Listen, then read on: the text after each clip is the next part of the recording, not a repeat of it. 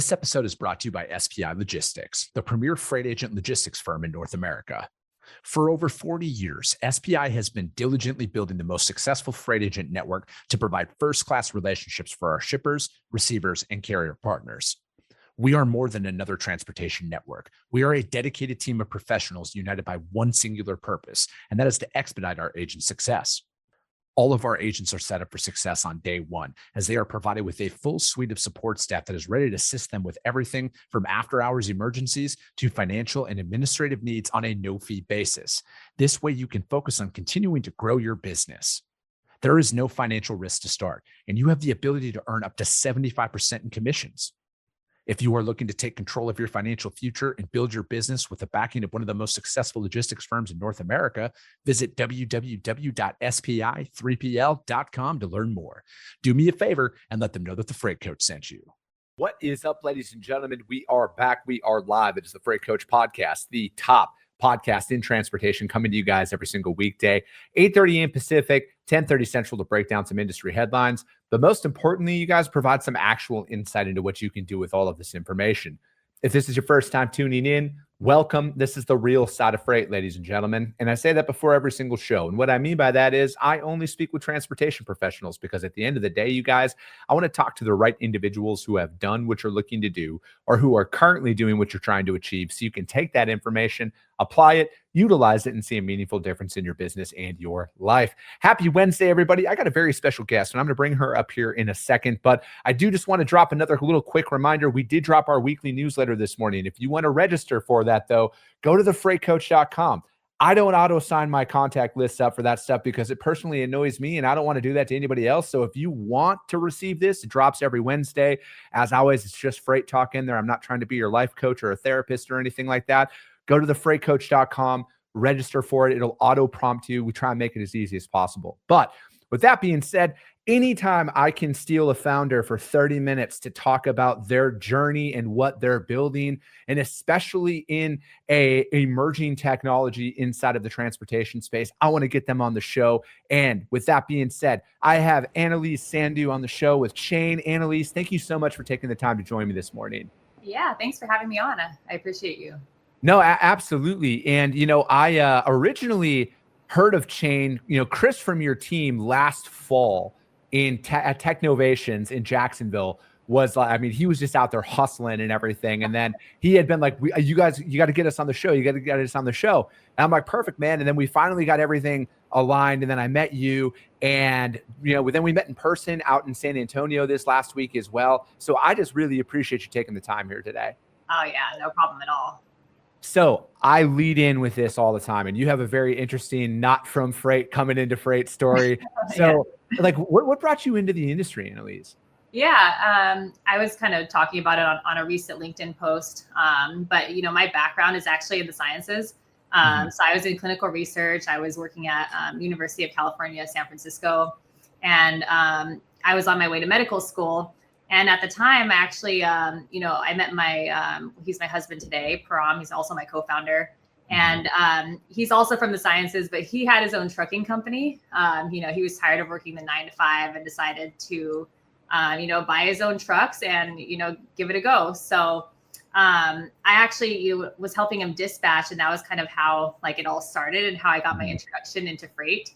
And there's just so much manual work that's involved running a trucking company. Like, you're just on the phone all day, sending emails, sending text messages, and medicine. I talked about it on the recent LinkedIn post, but medicine, it just wasn't for me. Like, when I got there, it was just it was a tough path at the time. I was struggling a lot, and dispatching was really a great distraction from some of the things that I was facing at medical school.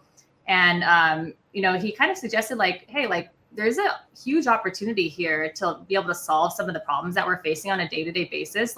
Just take a year off, let's give this a go and see what happens. So I actually ended up taking a year off, and that's how Chain got started. Never ended up going back. So, yeah, I see, those are the stories that I love the most, right? It's I feel like a lot of people, whether they, grow up in transportation or they're doing something else and they kind of fall into it. But, I know what post you're talking about. I read that yesterday, And it's like, I resonate with that, right? Like, it's like, there are certain things out there that I feel like the older I get, the sooner you understand what you don't want to do and like what actually drives you, the person, happiness, I feel like you're gonna expedite into success at that one, right? Because like, you should never wake up any day of your life and like be miserable about what you are about to walk in, and when I was actually just talking about this yesterday on a show as well, is I'm like, I've just gotten to the point now where it's like, I'm like, yes, there's challenges with building a business and all of that stuff, but there's a very distinct difference between the anxiety of like, I will do anything but what I'm about to do today. And eventually, you realize that it's like, money is not like, if you're chasing money, like it's not as satisfying as you think, right? Especially if you hate what you're doing. And like, the older I get, the more people I meet who said that, like, oh yeah, I was doing this, I was making way more money, but I was miserable every single day, all day long. And now I'm doing this and I'm absolutely loving it. And what I love the most about your guys' story is like, you found a need inside of the industry from doing the work, right? It's not like you guys were outside looking in, and like, I'm not knocking anybody who's done that, but like, you guys found multiple inefficiencies by owning your own trucks. You're like, we got to automate this shit and we got to do this now. Yeah, I'm super thankful that like, we had the opportunity to kind of fall into it that way, because like at the time, like you're saying, like I was just miserable, and like it was just the perfect opportunity that was sitting there, that like we were already in it, like day in, day out. Like we didn't want to do that either. Like we didn't want to continue the trucking company, but it was the perfect opportunity to really learn about it and say like, hey, like there's a huge opportunity on the table to like really help brokers and carriers be able to work together a lot easier. So it's kind of very serendipitous. No, definitely. So when you like, have you guys always been attacking what you are currently at Chain? Was that like the initial go-to-market strategy with it, or has it since kind of morphed a little bit here as you guys have started to kind of grow and scale? Yeah, at the core of it is always like stay the same, and like the core of it is like, what we realize is that brokers and carriers just don't have an easy way to work together. And like as a carrier, like we were, first we were on DAT, and then we're like on, we're tracking on like MacroPoint or Trucker Tools. And then like we're on email or we're on GChat, like while the load is in transit. So like, there's just so many different mediums where like that was causing a lot of this manual work that we were facing because of the disconnect. So that was kind of like the core of where it started. We did initially start by trying to build a product like for carriers, since that was our experience. We quickly realized that like carriers are just like a tough market to sell into. Like they don't care as much about the manual work as we did, like while we were carriers. And it just makes more sense from an efficiency standpoint to like start with the brokers, since the brokers are the ones that like have the load. They're the ones that are driving the process and like, facing the inefficiencies a lot more acutely. So kind of morphed over time to the broker side. No, definitely. So what would you say, for those of the people who are listening to this that weren't at TIA, they haven't, like they've seen kind of the AI rush inside of transportation. What is it that you guys are out there trying to accomplish for the brokerage operation? Yeah, for sure. I think like we started an interesting place. So like we were pre-AI. And like we started off as like really a collaboration platform. So we have the visibility, like the tracking. The tracking is just like a dot on the map. Like what we saw is that there's still a ton of work that happens like in between. So you have to have a medium to be able to collaborate and to be able to communicate with your carriers. That's where it started. And like, I think now it's really kind of morphed into like once the APIs for AI became available, it's now super easy to layer those kinds of things in to be able to automate a lot of the manual work that people are doing day to day. So what we do is like we have, the visibility aspect, but then we also like look at the SOPs and say like, okay, what are the routine tasks that you're doing day in, day out? Like some of the customers are like confirming arrivals, departures, in and out times, even very customer or warehouse specific requirements. Like, you have to have a vest or a hard hat at certain locations that people previously were having to remind the driver each time. Those are the kinds of things that we automate. But I think the difference is that we don't just like automate one task and then say like, okay, we're done. like we really work throughout the load life cycle, and like allow the AI to step in for the manual tasks when it's needed. But then really empower like the rep to be able to still, do their work a lot easier, even if it's not with AI. Yeah, I mean, for me, operational inefficiencies will kill a business so fast, and especially inside of freight, right? Like, on any average month, we're working with 8 to 10 different shippers that are out there. They all have different requirements for every single shipment, and then on top of that, every facility that it's going into has a different requirement associated with it, right? Some of them are first come, first serve. Some of them are by appointment. Some of them need a 24-hour heads up, even though they're first come, first serve. Some want a 60-minute heads up, even though they're first come, first serve. There's a bunch of different things that are out there. And I feel like a lot of people are focusing on the wrong automation for their businesses. I truly do, right? And I see a lot of stuff out there. I talk to a lot of different companies, and I'm not knocking anyone out there, but I feel like for a lot of businesses, Annalise, especially me, coming from my perspective, like, I've bootstrapped a couple of companies now. And for me, it's like, how do I do less with more? How do I make sure that I'm delivering consistency for every single shipment that's out there, while I'm able, like I was mentioning before the show here when we were talking, like I already made 30 cold calls today, right? So I'm already looking of how do I become a little bit more efficient with my day so I can free up more of my time. You understand this as a founder. There's always something that needs to be done. And sometimes you're pulled in a different direction. And if you slip up one time, a lot of customer relationships are fragile early on. And you don't want to miss a critical step early on that costs you business in the long run here. And this is where an automation tool can come into play that can like exponentially increase the punch you're packing out there in the market. Yeah, definitely. And I think like, when people are thinking about automation, it's like one thing to automate just, like let's say like a phone call, for example, or like an email or a text message.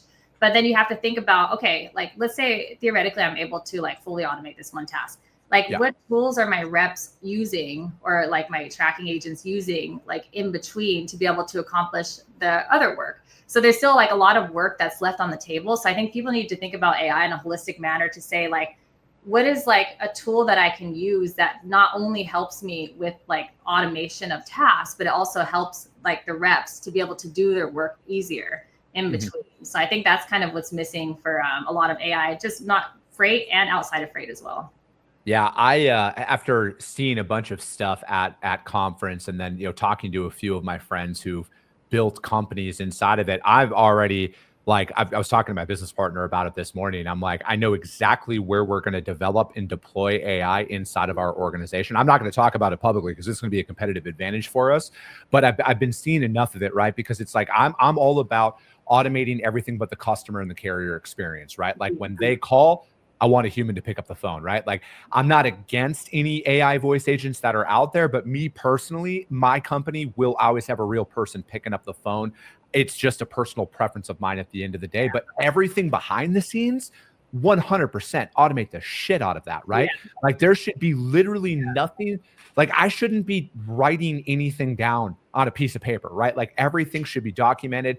Processes should be available for everybody out there, because like doing less with more is what most companies are always trying to find, right? Like they're always like, and my whole perspective on a lot of this is how do I hire the right people for it, right? Like I don't want to have to hire 5 hoping one work out. I want to just hire the one person, arm them with the right tech stack where they can do the work of 5 people, right? But then again, my caveat on top of that is always Chris Jolly and his companies will never have cap commissions. So I am not doing this for you to make me more money. I'm doing this for you to make more money as well with that. And then again, it's like, how do you compete out there in a market that's saturated? Freight brokerage is saturated. There's 20-some thousand competitors that are out there calling your customers at any given moment, waiting for you to drop the ball. And I'm sure you guys are probably experiencing something like this as well, right? Like there's a ton of technology companies that are out there. You guys are probably asked all the time, how are you different from everybody else? Oh yeah. Yeah. I think definitely like there's right now, like a lot of confusion. It's definitely competitive. I think in general, there's like just a ton of different, like even if you don't just look at AI itself, you just look at freight tech in general, like there's so many different things that you have to evaluate as a freight broker, and it can become very confusing.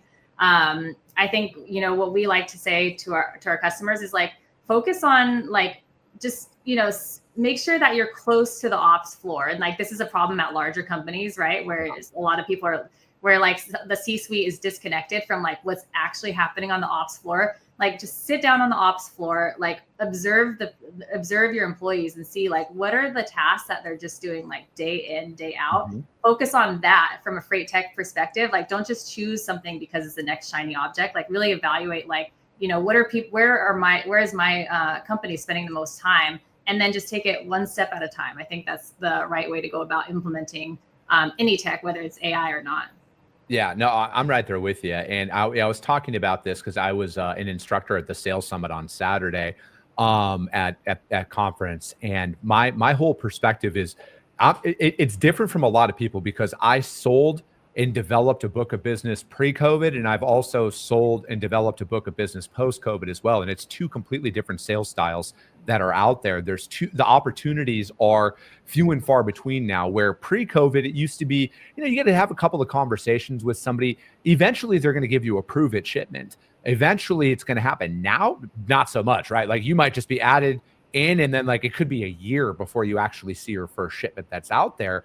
And from my perspective, operationally as well, how are you going to differentiate yourself out there, right? Saying you communicate is not going to move the needle anymore, right? Like, you have to be and another hard part about this as well is you really, everything that you're saying in a sales call with a shipper, they've been told 100 times before, right? Like, really the only way you're going to separate yourself is when you persistently follow up and get that shot. But then the way you execute upon that shipment, every shipment is an audition for the second shipment and then the third at this point, right? Like, there is so much competition that's out there where it's like, if you slip up once, I understand that there's relationships, but there's no need to keep you around, right? Like, the stakes are that much higher.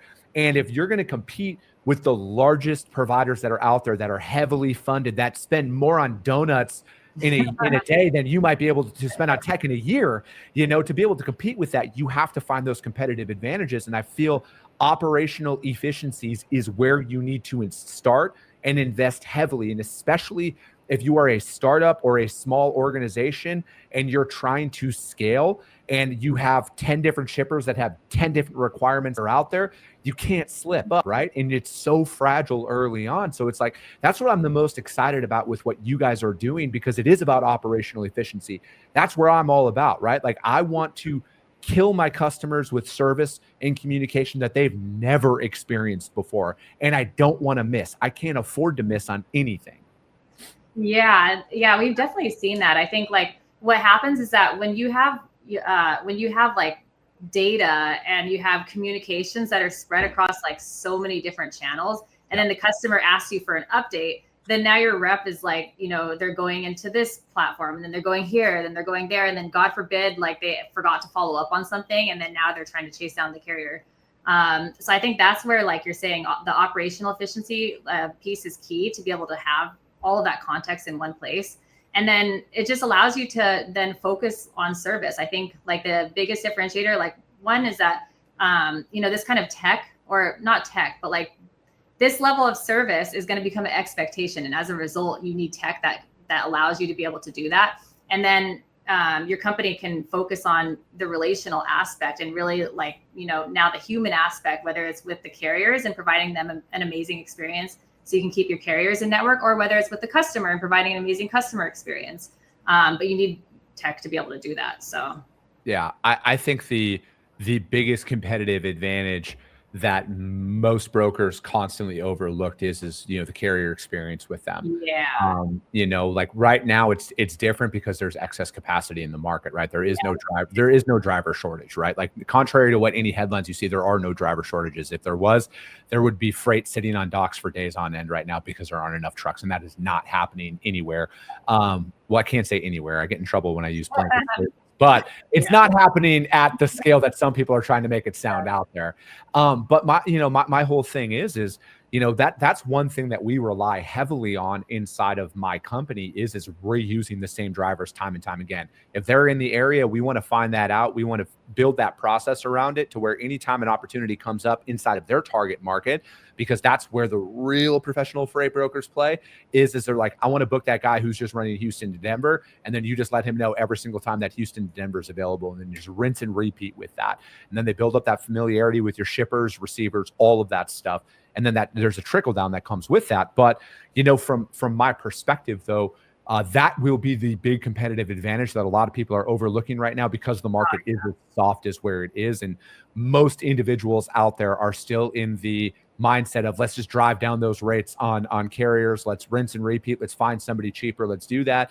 Every broker who's listening to this is going to roll their eyes and say, like, we don't do that. The hell you don't. Talk to an actual trucking company. I talk to a lot of trucking companies. I talk to a lot of them who are afraid to come on this show out of fear of repercussion for what will happen if they come out and speak their truth. And again, I always like to interject that any trucking companies that want to come on this show and have an open and honest conversation about your experiences out there, this is a safe space, right? Like, I'm not going to do anything because I know how shitty brokers can be, right? Like, I've been doing this for a long time. I think like the ones who can really, the brokers out there that apply the right tech stack inside of their organization to, again, focus on the fundamentals more than anything. Because like, I have yet to meet a shipper. I'm not saying they're not out there. I have yet to meet a shipper or a prospect who is even concerned what my technology looks like behind the scenes, right? Like, yeah, it's a value add, but it's not a requirement for the most part, right? I'm sure there's some people out there that do. Yeah, that's so true. And I think like, we've been through like a few market cycles now, and like people often forget, like, when the market swings one way or it swings in another way, people often kind of forget. And I think a lot of, like you're saying, a lot of the, what AI automation is like missing today is like, yes, there's like an excess of carriers right now. So your phones like will be blowing up.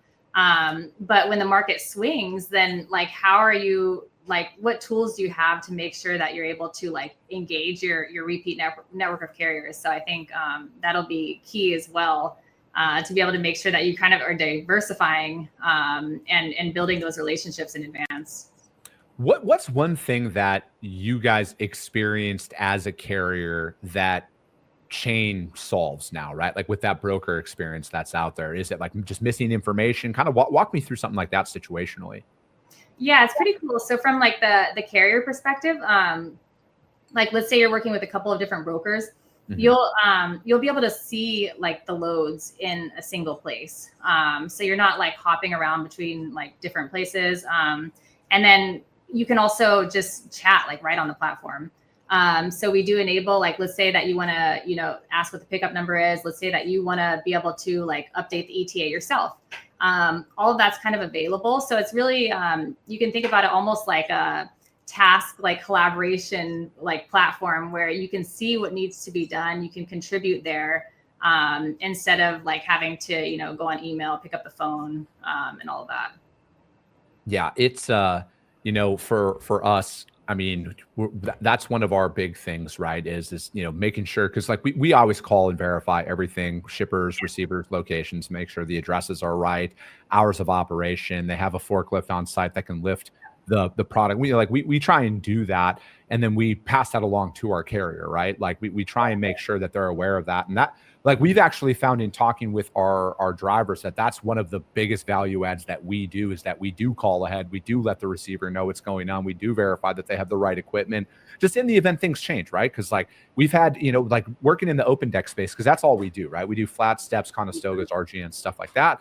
Things change in transit all the time, right? Or it's like, hey, actually that lift didn't make it from the other job site, so just send it to the other job site. We'll have it offloaded there instead.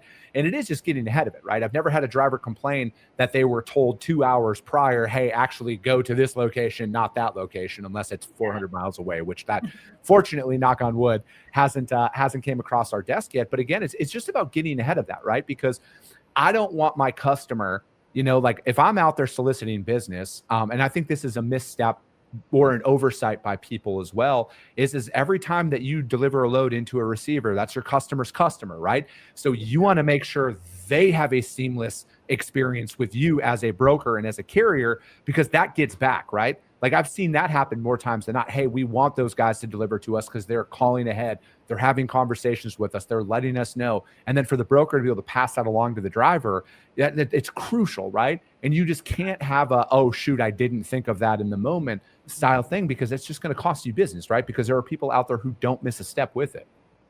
Yeah. I think that the key is just like making sure that everybody has the information that they need and it's kind of centralized.